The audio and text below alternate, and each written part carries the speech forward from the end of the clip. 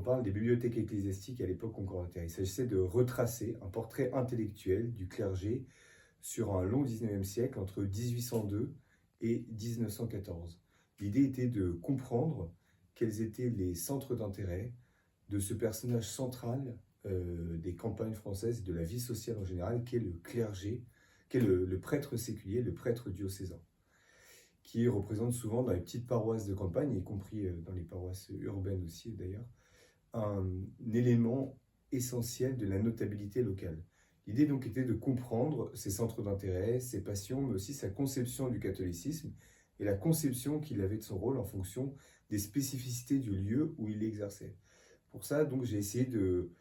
retrouver des livres possédés à titre personnel par plusieurs centaines de ces prêtres, 650 exactement,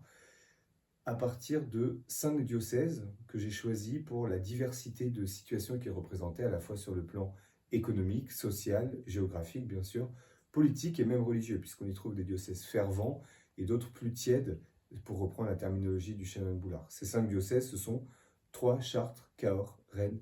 et Avignon.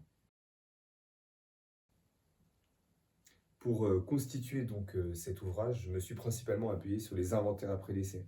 Comme il s'agissait de s'intéresser aux livres privés, à la bibliothèque privée de ces prêtres, il me fallait retrouver un échantillon, un regard sur leurs biens personnels. Et pour ça, rien de mieux que les inventaires après décès, source très utilisée en histoire sociale, plus à une certaine époque, un peu moins peut-être maintenant, et aussi très utilisée depuis l'ouvrage de l'article fondateur de Daniel Roche en 1910 pour l'étude des bibliothèques. Donc pour ça, je suis allé consulter les archives départementales de chacun des 5 diocèses considérés. Et puis, à partir d'une nécrologie du clergé constituée sur la base des ordos diocésains, des listes des membres constituant le clergé de chacun de ces diocèses, je suis allé à la pêche, en quelque sorte, aux inventaires après décès, puisque chaque prêtre n'a pas, chaque succession ecclésiastique ne comprend pas d'inventaire après décès, en sélectionnant au sein de ces inventaires ceux contenant un ou plusieurs titres de livres capables de me renseigner justement sur la composition de ces bibliothèques. Je me suis aussi appuyé sur les ventes mobilières et puis sur un certain nombre de sources annexes me permettant de mieux comprendre les raisons de la composition de ces bibliothèques, c'est-à-dire des mandements ecclésiastiques, des revues,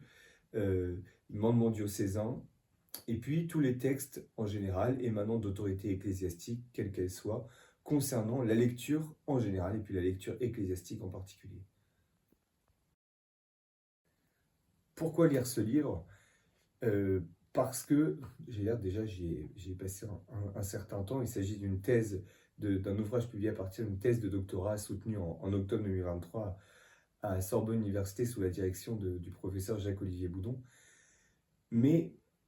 pourquoi surtout lire ce livre ? Parce qu'il s'agit d'un panorama intellectuel du clergé au XIXe siècle. On est surpris, et je l'ai été moi-même, par la diversité des références intellectuelles que lisent ces prêtres. Du petit curé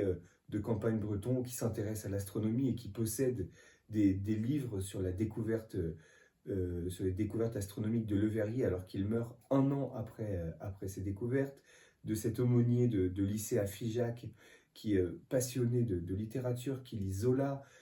qui lit Alexandre Dumas, qui lit Balzac, quand bien même tous ces auteurs seraient à l'index, de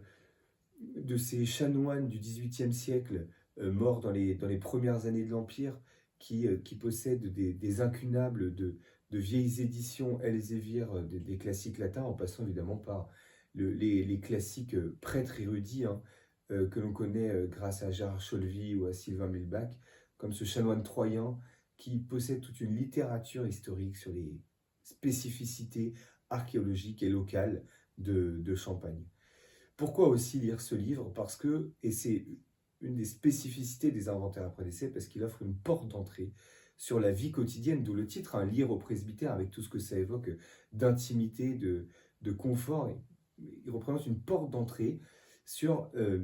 l'intimité, certes abordée sur le plan intellectuel, mais l'intimité de personnages qui sont peu connus parce qu'ils n'ont pas de postérité naturelle. Et c'est peut-être là ce qui m'a le plus touché dans l'écriture de cet ouvrage, c'est cette découverte d'une cohorte sociale méconnue, puisque disparu, euh, que l'on arrive à mieux toucher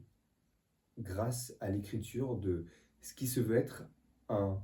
un chapitre de la grande histoire de l'amour des livres et de l'amour de la lecture.